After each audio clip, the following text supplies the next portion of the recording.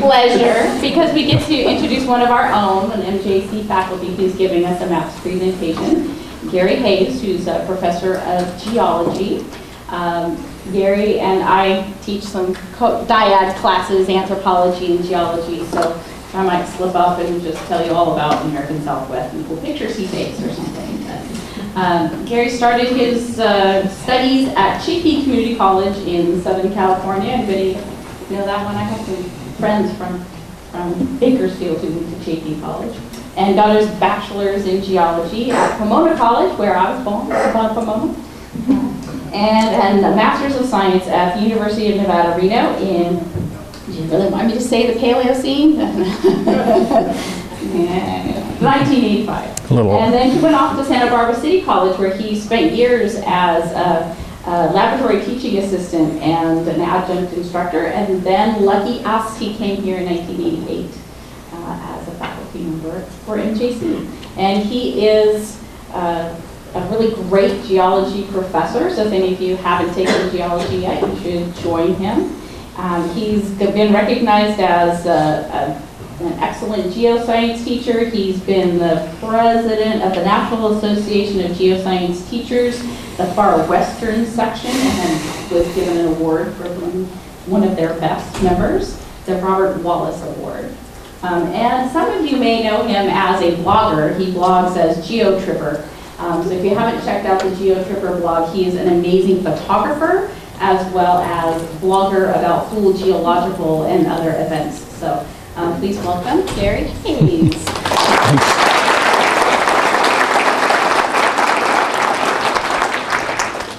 Yeah. Thank you. Said if it doesn't work, shake it. So, all right, I hope the check got to you. And I hope I get a chance to get even one of these times.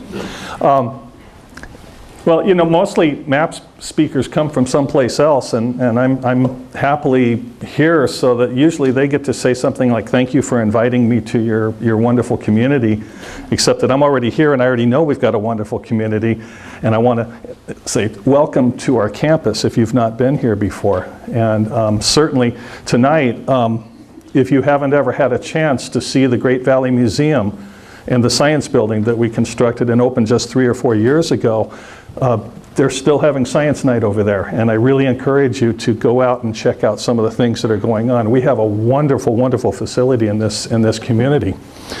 So, so I have no idea, because I'm used to having a PowerPoint that I've used for, say, 20 years, and this one I put together 3 days ago, and I'm still trying to remember what thing is coming next. But tonight, what I wanted to talk about is the idea of, well, it's really kind of a response, something that I guess maybe bothers me a little bit that we see sometimes, because obviously global warming is both a scientific issue, but it's also a political issue. And there are times when people will present sides of an argument, and one of the things that just really kind of sounds off to me is this idea of, well, hasn't the Earth's climate always been changing, and therefore why should we worry about it? The Earth has made it through climate change in the past. And so I got to thinking about that from a position of, well, there's this thing about being a community college professor. You get to be sort of a Renaissance person. You're not the one that does the research in some small area. You get a big picture of the science overall. And so, so there's just a couple of themes that seem to come up over and over. And one of them is a bit of a trouble with this idea of belief and how that applies to science. And so we start out with this decision to no longer believe in the theory of gravity. Okay? And so having decided that there's some other explanation, or that you know, if we believe it hard enough, it won't happen. So what do? You test your theories. Does anyone want to predict what happens next?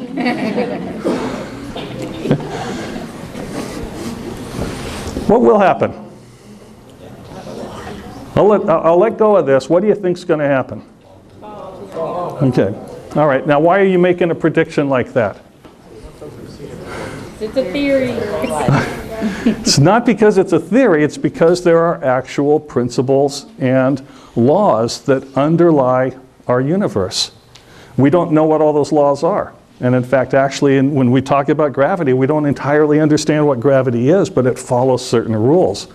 So on that basis, you can predict that I let go of this, and you know, you don't think I have a piece of string or anything hidden. Okay. No, what just happened? Gravity pulled your hand. The Earth came up a little bit. Okay. Actually, that's the way gravity works. It isn't something falling. It's a mass and another mass that are attracted to each other in proportion to their total mass. So yeah, this is attracted to the Earth, but the Earth is also attracted to this pen. So if you're ever feeling really small, jump, because what have you just done? You've dragged the whole world with you. Okay, so the idea of science then is this idea of prediction, being able to predict future events, and but we do have this problem with this idea that, like so many other things in our society, especially in politics, we can decide to fall on one side of an issue or the other side of an issue, and it comes from a set of beliefs, and beliefs are very strong things. And so, yes, yeah, I have the other one. But this is the thing, is that science is not really based on belief, it's based on testing. And I had to use this cartoon because, believe it or not, when I was at Santa Barbara, I worked with a Dr. Gray who dug up woolly mammoths. So it was just too perfect. So one of the first things that happens in every one of my classes is to understand how we gain knowledge in the most unbiased way possible. And the approach to this is to first define what kind of a problem you're dealing with. You can think of anything that we call science, whether it's medical science, environmental science, military science, all of these different, criminal science for that matter. We start out, we have a problem we've got to solve. There's been a murder. Bring in the criminal forensic, the forensic people. And you know, if it's a medical, if there's an illness that seems to be spreading that you don't know, you've never seen it before, so you bring in researchers that have experience with in medicine. So we sort of define what kind of problem it is, and we start collecting all the evidence so we can to understand that problem better. Okay? And then, according to plan, we start looking for possible answers that meet the observations. In other words, we gather this evidence, as much evidence as we can on any kind of problem, and then we try to devise explanations that might explain it. And this is where we come up with this idea of a hypothesis. You've heard the term hypothetical situation. Okay? So we design hypotheses. Do we come up with one hypothesis? Is that going to solve your problem, to come up with one thing that works and then try to prove it? Okay? You got to kind of think about this, especially say a disease. You just out and out decide that that disease is caused by a virus. Okay? Are you going to find out what caused that disease if you assume it's a virus from the beginning? Okay? Probably not. So what we want to do is come up with as many possible explanations for something as we can, and then we design experiments. And each of those experiments has to have an outcome where it can either support the hypothesis or it can disprove it. And that's pretty much the heart of science, is you try to disprove all of the possible explanations, because every time you disprove something, what are you getting closer to? You're getting closer to a possible answer. And so this is the way science works, is by going for as many possible answers as possible, testing them, and then if the tests work, then you start talking about the idea of a confirmed hypothesis, or what we would sometimes call a theory. Now, here's another gigantic misunderstanding in society, right? Because what's someone about to say when there's some doubt about something? Oh, it's just a theory. That's the way popular culture takes these things. But that's not the way people who do science look at this. When we start talking about theories, we're talking about understanding that every observation we've made tells us that the Earth operates as if that thing is true. We talk about atomic theory. You guys get on airplanes or get into cars on the trust that every reaction that we've ever analyzed has something to do with atoms that are interacting with each other in a predictable way, such as the plane will fly when you apply enough force against the wings and so on like that. So, you can think of so many ways that science, an acceptance of science is so important, because and look at that first one right there. What's on TV or popping up on your Facebook ads all the time? How to lose weight, you know, how to start feeling better, you know, these ads that make so many claims. Okay, how do you work your way through those? That's what science is kind of about, and why it's important to have a skeptical attitude about things.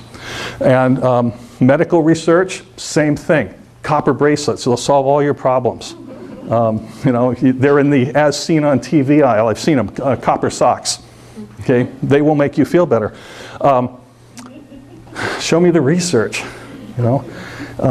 And then something that is especially close to my heart, the whole idea of science education, because an educated populace is one that's not going to be duped.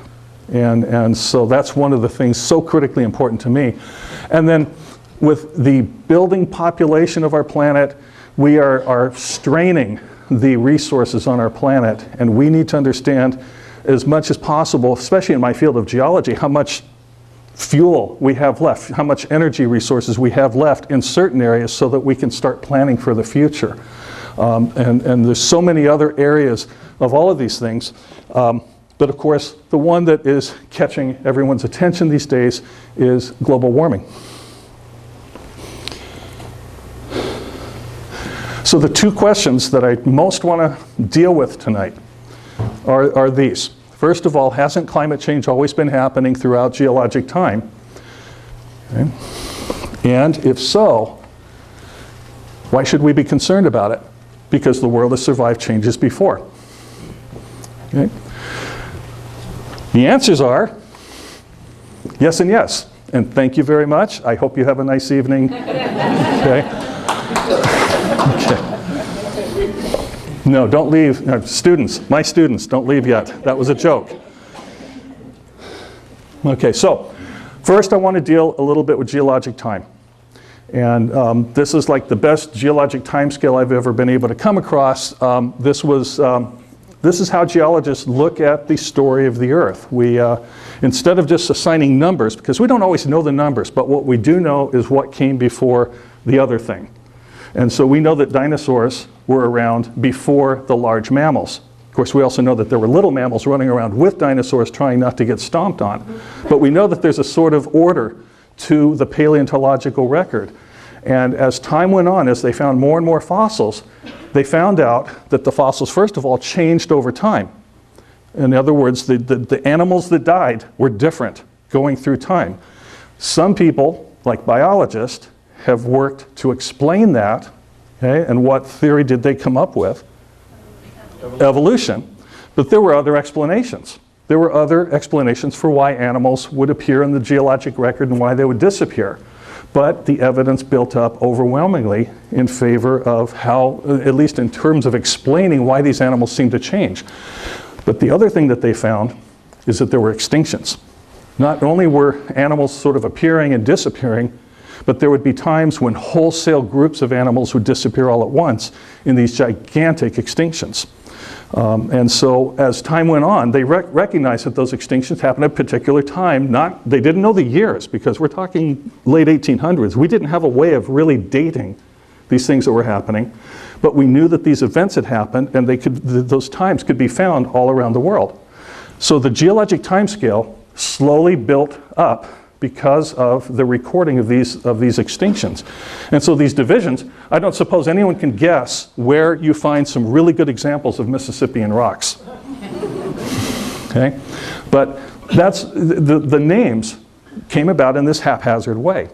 But it works, because as time has gone on, these were natural places to build these boundaries, and then we discovered how to date rocks.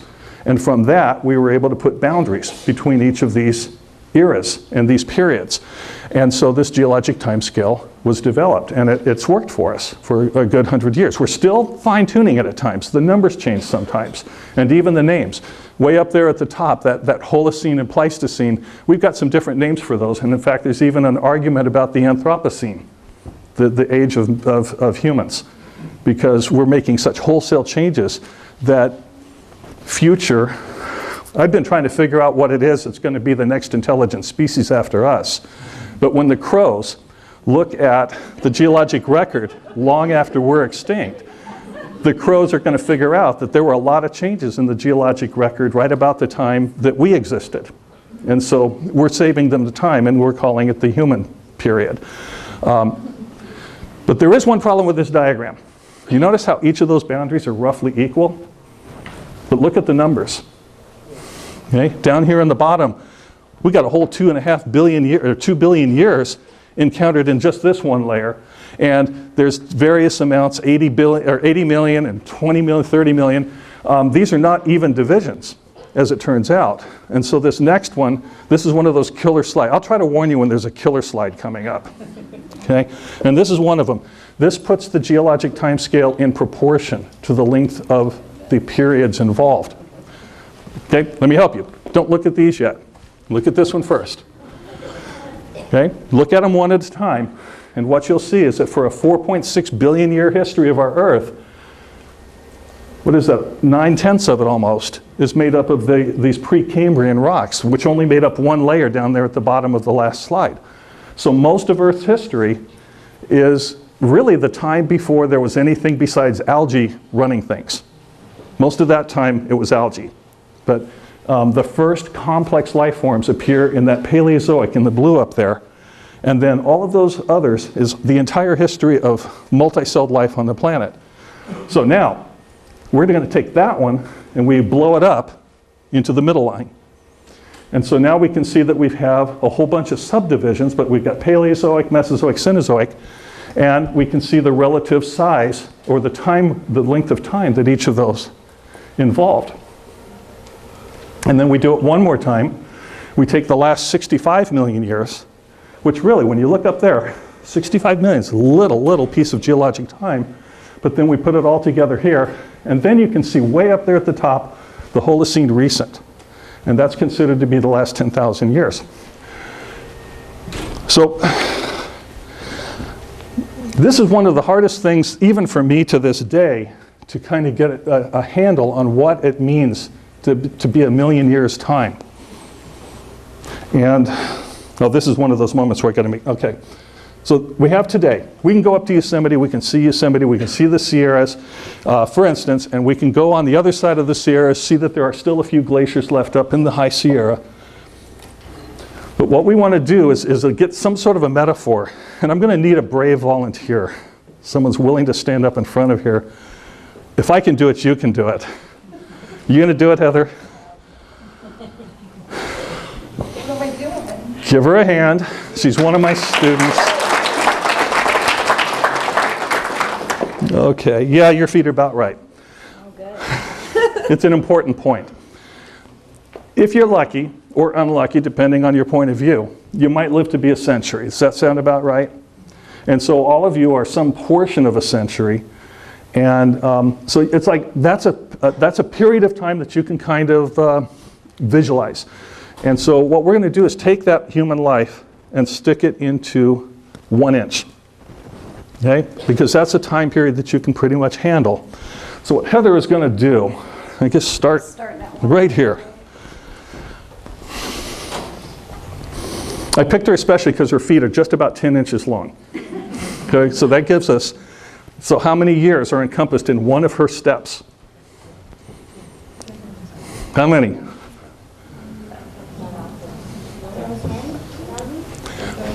1,000. You're close. Close enough.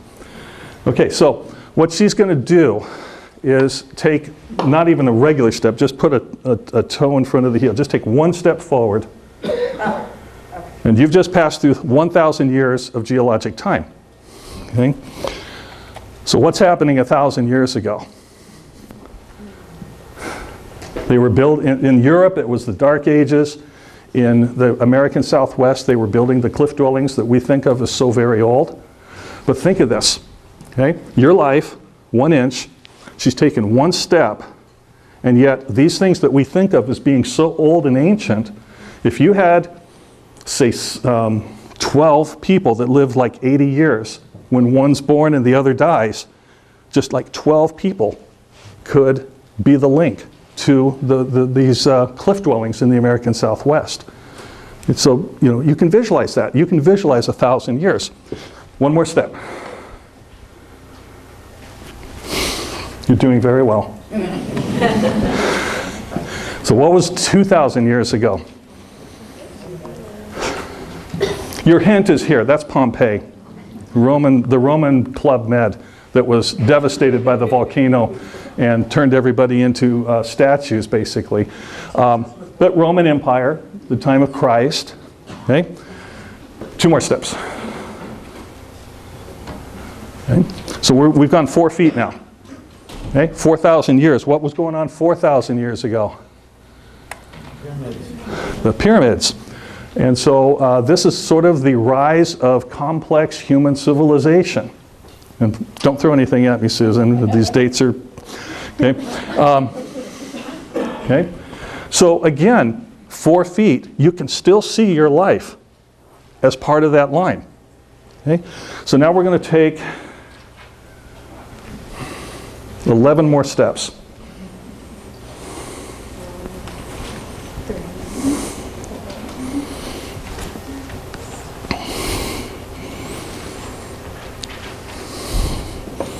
This is stressful. You're doing fine. Okay, so you can still make out inches here, but we've gone back 15,000 years now. Are things going to be a little different, you think? What if you stepped outside and it was 15,000 years ago? What kinds of things would you be seeing right now? There's your first hint. Okay, here's another. And we're talking about here. These animals have been dug up as fossils right here in this general area. The closest places that I'm aware of are right down in Merced. And a little further down in Madeira, they have been digging up thousands and thousands of bones of these creatures that were living just 15,000, as recently as 15,000 years ago. That bear is called a short-faced bear. That guy is about 6 feet high. If you were standing next to him, my head would be at his shoulders. That's the biggest land predator that's ever lived that had hair. Okay, not counting the dinosaurs. So you can almost still see your life in that time period. Okay. One other thing, if you'd gone up to Yosemite at that time, the valley floor would have been covered with ice. There would have been an ice age. And I've got a picture from basic Banff up in Alberta, Canada, to kind of give you a sense. But Yosemite would have been very, if you'd been there 15,000 years ago. Okay, that was the end of the Ice Age. When was the beginning? 1 million years ago.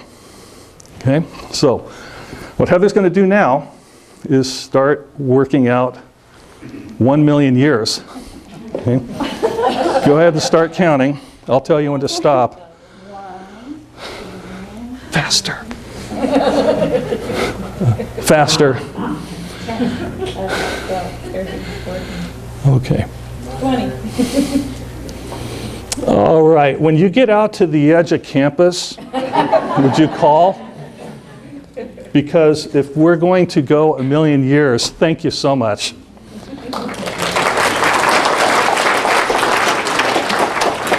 You'd have to walk 1,000 steps.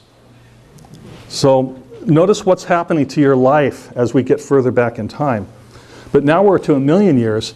Might as well take it a few more steps. You saw that geologic timescale had a lot more to it. If we want to go back to when the dinosaurs died out, that was 65 million years ago. So Heather would now be walking, oops, that's the beginning of the ice ages. We would be walking out about 13 miles to get to the end of the dinosaurs 65 million years ago. I put these particular pictures here because those dinosaurs were here. That one was here. You might have heard in the news recently that we had this new state dinosaur. It's a creature called Saurophilus.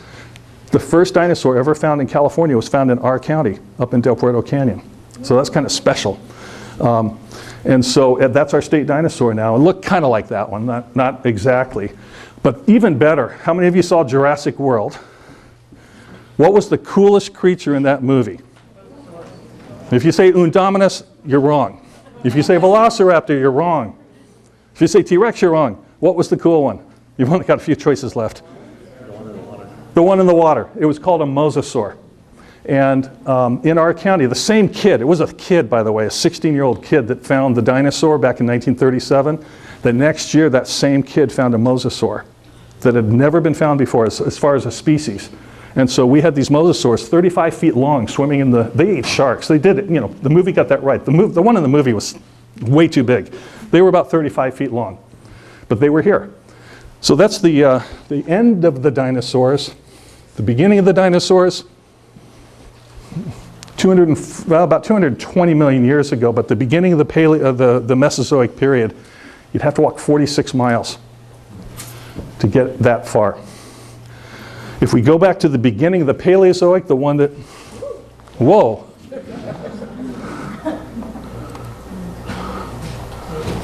Well, gee, now you've discovered everything I had written up there. Okay. Over 500,000 steps. That's when multi-celled life forms appear in the record, and that's going to be 103 miles away. And there's your life. There's your potential life compared to geologic time. And so that's the first major point that I wanted to get across tonight. Geologic time is immense. And many changes have happened. You can see what's happened in life through time. And this is also accompanied by huge changes in the geology, the landscape itself. The Sierra Nevada, look at these numbers. 545 million years ago, the Sierra Nevada has only been around for about 10 million years. And in fact, we've had whole mountain ranges grow, reach elevations here of elevations of 20,000 feet or more, and those mountain ranges have been entirely eroded away in that time period. It's happened over and over. There was a time when we would have looked like southern Alaska with these gigantic mountain ranges running down to the shoreline, and then islands, literally, I mean, the way I describe it, islands rushing in and crashing into the edge of the continent. I'm describing something that was happening at 1 inch a year. But we see things, you know, we see things dramatically in geology. But these changes have been happening throughout geologic time. And so just a quick look at this again to realize the immensity of geologic time compared to the times that we can visualize. So the other aspect then is this idea of climate change. And two things came to be quite obvious about 50 years ago, 50 or 60 years ago. One of them is that they had just barely figured out that there had been ice ages. We have glaciers, we still have glaciers. They had glaciers then, but they had figured out that there had been ice ages where the glaciers got a lot bigger. And so that was telling them that the Earth's climate changes in a big way as well. But as they started recording these glaciers in the 1800s and the turn of the century, they realized that these glaciers were getting smaller, and it's something they discovered happening all over the world. There's a few places where the glaciers get bigger for different reasons, but mostly glaciers are getting smaller. And on the other hand, in 1958, a climate scientist got to wondering about something that was known about carbon dioxide, and that's that it's a greenhouse gas. The more of it there is, it traps heat. And so he was interested enough that in 1958, he had a laboratory built on the side of Mauna Loa in Hawaii. That's the big volcano on the island there. They built this laboratory at 11,000 feet. I had to put a picture of it because I saw it for the first time this summer. You think you've got a commute. Just imagine starting work, living in a jungle in Hilo, Hawaii, and driving 30 miles to work and driving to 11,000 feet to a place where it snows. That's what it's like. It's an incredibly barren landscape. You're looking at the entire plant cover of this laboratory. At 11,000 feet, there's just literally no plants living up there. It's a moonscape. But the air is pure. The Hawaiian Islands are the most isolated islands on Earth, 2,000 miles from any large land masses and from any large cities where pollution could become an issue. The air gets mixed up by the time it's there. And so he started measuring carbon dioxide content. And that's what he found about the concentration. It's not a big concentration in our atmosphere. These are parts per million. So it's a very, very small percentage, but it's been rising. And so we know now, and you can see that this is from November 23rd. This is our latest, almost the latest reading. It's reached 406 parts per million. So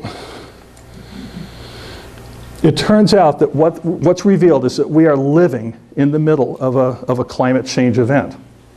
And there are so many different ways that we're seeing it happen. Again, look at the date on that one. This is just on Wednesday. Look at Greenland. These colors are representing the variance from the average temperatures of around 1960 to 1990. This is the variance from that. And look at that number right there, 54 degrees. Greenland, let's get my geography right. Greenland, look how red that is. There were places in Greenland here at the beginning of December where the temperatures were 50 degrees above normal. Ice was melting in a time when the snow was supposed to be falling. And you can see that the average temperatures were high all over the northern hemisphere. And this is something that we see happening more and more and more. Do I need to convince any of you that we've been through a drought period? No. Okay? And it's been a warm one. And it's led to fires, but on top of everything else, it's the tree kills. This is Sequoia National Park. Just last year during our field trip there, and it was just appalling how many of the trees were dead. They're talking about something on the order of 100 million or more trees have died during the last 5 years because of the dry conditions. Okay. St. Mark's Square in Venice. Okay. They've always had times when water would rise. And they have especially high tides sometimes, and the water would be standing in the middle of St. Mark's Square. But more and more, these floodings have happened because sea level is rising. It's risen a foot over the last about 80 years, and they're expecting another 2 feet by 2030, and as we look into the future. And a side issue with that is that the oceans are one of those places that absorb carbon dioxide, but in the process they become more acidic. Now, what are shells made of? Anyone? Yeah. They're made out of calcium carbonate. And if the ocean becomes more acidic, one of the ways we test our minerals for calcium carbonate is to drop acid on it. It reacts and pretty much dissolves.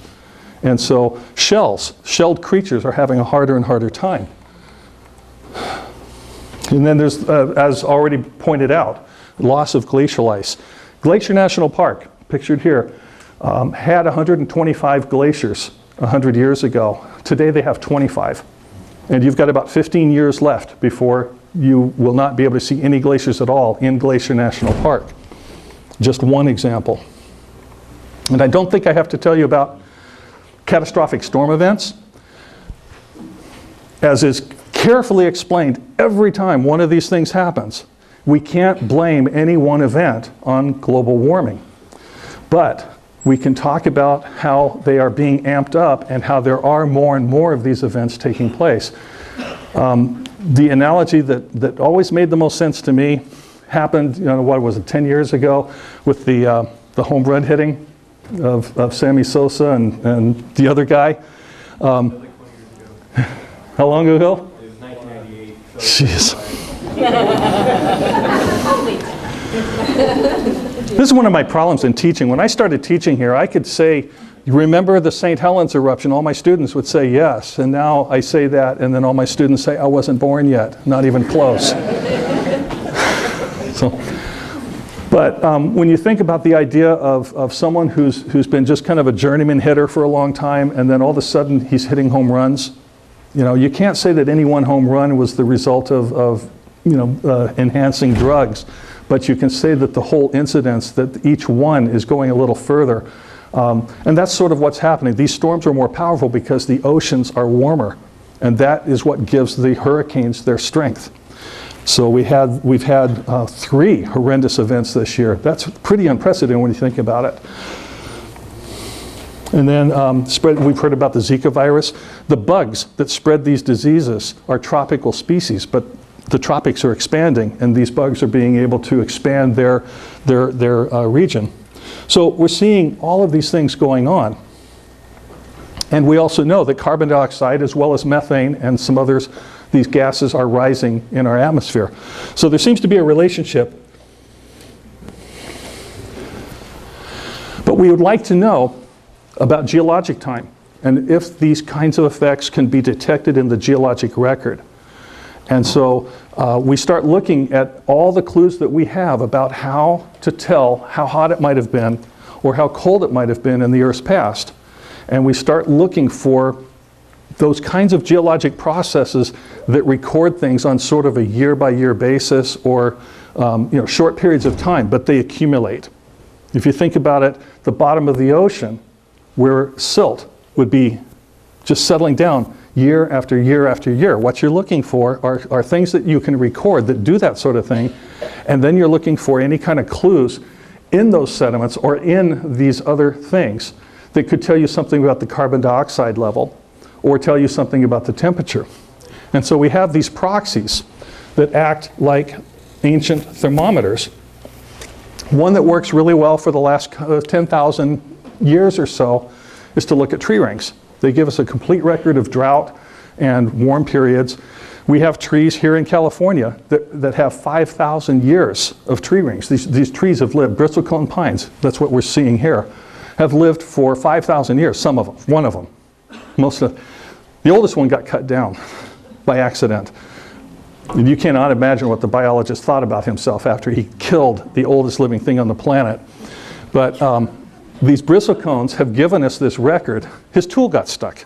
He was not killing it on purpose. The drill core that they used got stuck, and he got permission to cut the tree down so he could get his expensive equipment back. But when these trees die and fall over, the wood doesn't decay away.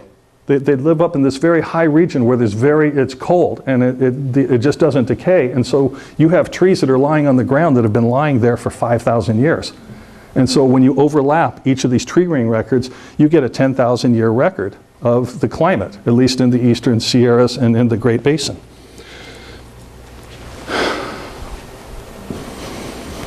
My wife told me to slow down, and I'm out of breath. Corals are kind of the same way. Literally each day, corals add a new layer of calcium carbonate on the surface of their shell. And so the entire coral is a living record of the entire time that it was living. And so we can look at corals and get an idea. These are literally growth rings in a microscopic growth rings on a coral. So they provide something, especially the fact that they're made out of calcium carbonate, which is related to the carbon dioxide. Caves. Weirdly enough, we do a lot of research in caves. Speleothems science can't stand having regular old names for things. You go into a cave, what kinds of things do you expect to see? Stalactites, stalagmites, which are almost sciencey words anyway, but we can't stand that. We have to have speleothems. Okay? Spelunkers, speleo means cave. But the various kinds of stalactites and stalagmites, the water drips from the ceiling and splashes, a little bit of it precipitates out, and this goes on for 1 million years in some caves. And so they provide a record, and they're also preserving calcium carbonate. Probably the best analysis we get is from drilling the ocean floor, because as I said before, that's a place that collects sediment for a long time. We have records that go back 200 million years on the ocean floor. And the types of animals, and when I say animals, I'm talking about one-celled creatures in this case. Some of them live in cold conditions, some of them live in warm, and you can actually use the species names to get an idea of whether it was hot or cold. Also, the oxygen. There are different isotopes of oxygen, and some are preferentially preserved in cold water, some are preserved in warm water. And so we can get a record of cooling and warming going back, in the case of the ocean floors, actually for millions of years. And then for understanding the most recent past, one of our best tools is ice cores. If you can find a place where ice has been accumulating without melting for a long time, such as Antarctica, and if you, I can't even imagine the job conditions that these guys work under. These people, it's not guys, it's everybody. But they are drilling ice cores, and they are drilling through 800,000 years of climate records. It's a continuous record because each year shows up as a layer. Sometimes there's been volcanic eruptions, so ash gets in there, that can be accurately dated. And best of all is this little bit right here. Those are bubbles. And in this ice, you have bubbles of preserved atmosphere going back 800,000 years. It's a direct measure of how much carbon dioxide there was. So we have all of these different tools, and we're always looking for more. But the question is, has this, what kind of climate change has happened in the past, and have there been warming events, and do they give us any clues about the future? So here's, I was supposed to warn you. Warning diagram, okay? This is one of the diagrams. I'm afraid it's a little hard to read. I'm sorry about that. I know all those rules about putting up a diagram, but this was the best I could do with it. But this does the same thing as that geologic timescale. It starts with hundreds of millions of years in between each of the lines here. So this is way back before the dinosaurs. And yet we have evidence of some huge warming events, some huge cold events that went on time periods of 100 million years or more. But then as we come across, we're getting a finer tuned record. So here it's only tens of millions of years ago, 60 million to about 10 million. And then we break it down into 1 million year segments. And you can see that the details are getting better. We get down to the last million years here, to a 200,000 year record. And then we're breaking it down into individual thousands of years. So it's like we're focusing in. And so there's a couple of things to see, and one of them, the Earth has been much warmer than it is today. It's been much colder than it is today. But one of the striking things, at least when I look at this, is how consistent over the last 10,000 years the temperature of the Earth has been. We were coming out of the last ice age, and there are variations. That's what all of those lines are. But as we get towards that end, some things are happening. This concentrates on just the last 65 million years. Again, I've got 3 of these. You've got 2 more to survive through, I think. But you can see that for the most part, conditions have been getting cooler. And when we get to this last part here, the Pleistocene, the last 2 million years, you can see how it gets very wide, very warm and very cold, all happening almost, it's hard to see it on the scale there, so we're going to spread it out a little. Here's the ice core record, which measures both temperature and carbon dioxide. And what happens? What are you seeing with each of the warming and cooling periods in carbon dioxide? They're tracking each other. This is an 400,000 year record. They're tracking each other, and every time you see one of these lows, you're looking at some ice ages. Okay? But then what do you see at the end? It shoots up. And the most important thing to see there is that carbon dioxide, the blue line. Because in all of this time, the level of carbon dioxide has never really been over 300, except maybe the 1. And now, in just the last 50 years, it's shot up to over 400. So that's telling us something.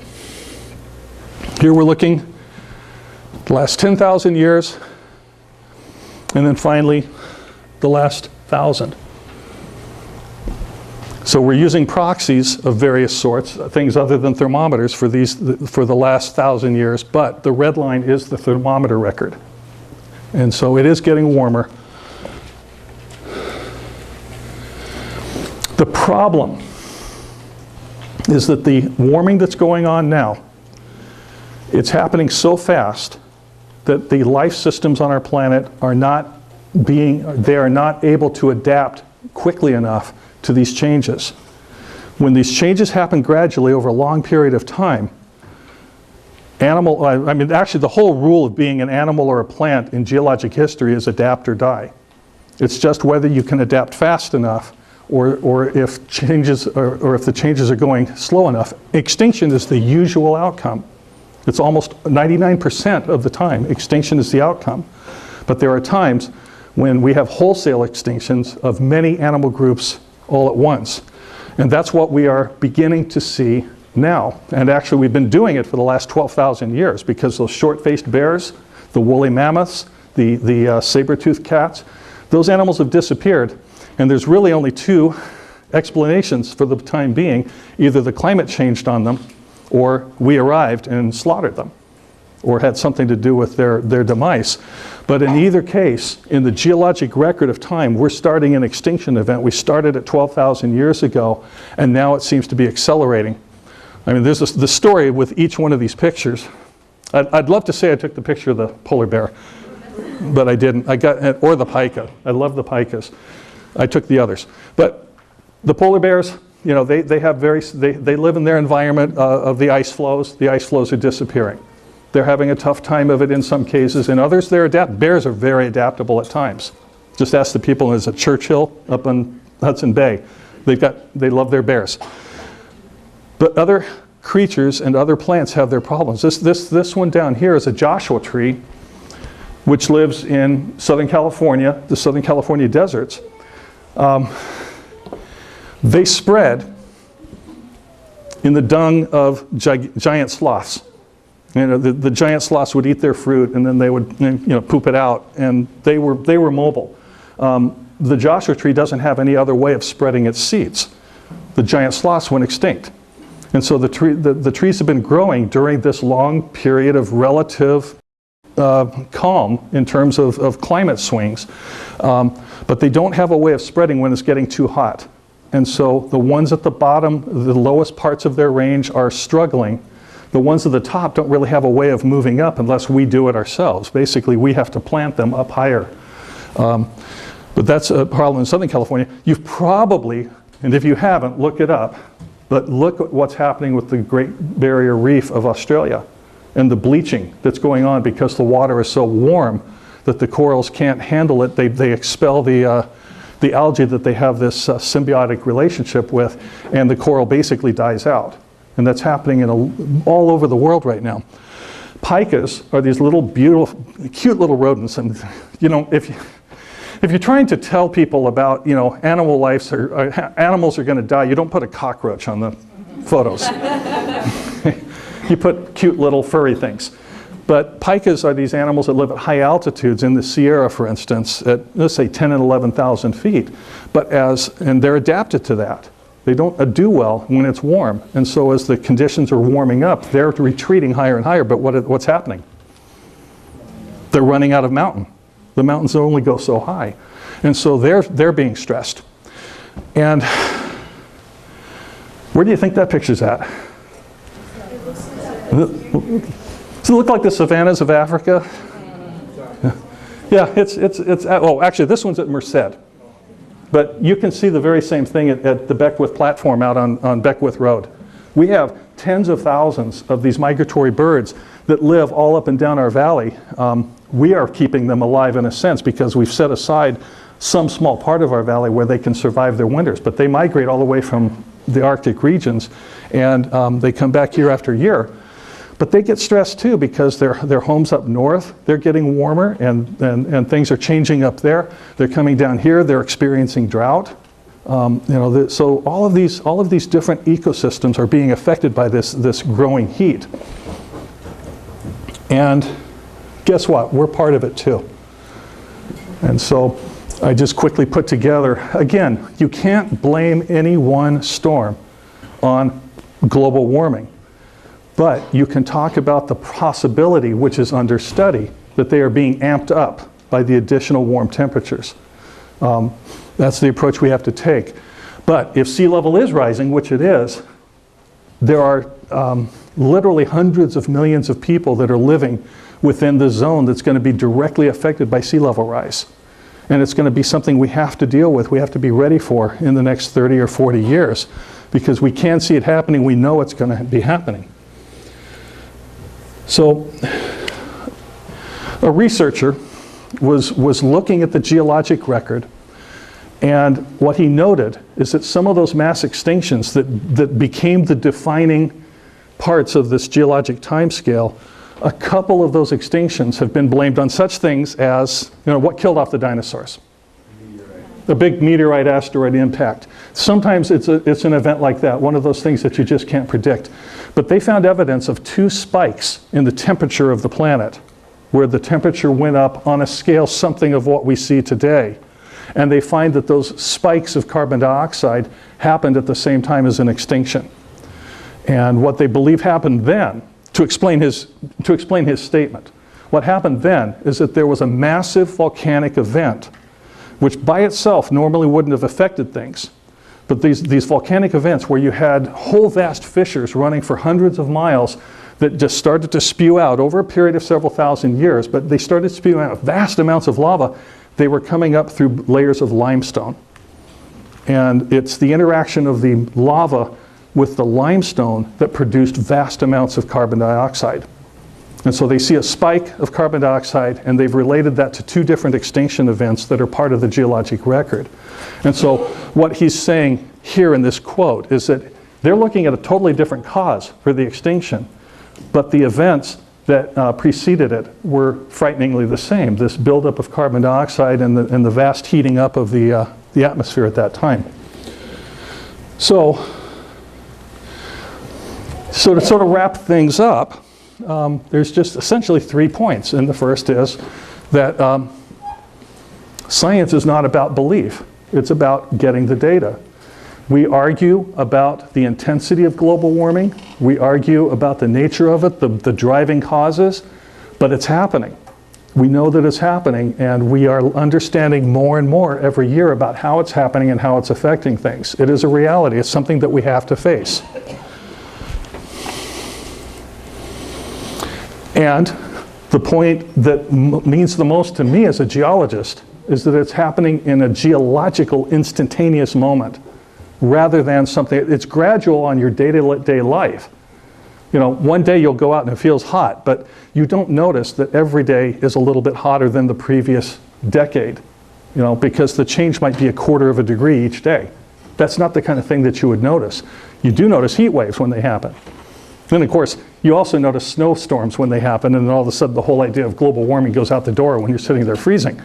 But these events are taking place very rapidly in terms of any kind of geologic observation. If we were looking at this far into the future, we would see a spike of the temperature, and we would also see a big spike in the number of disappearing species.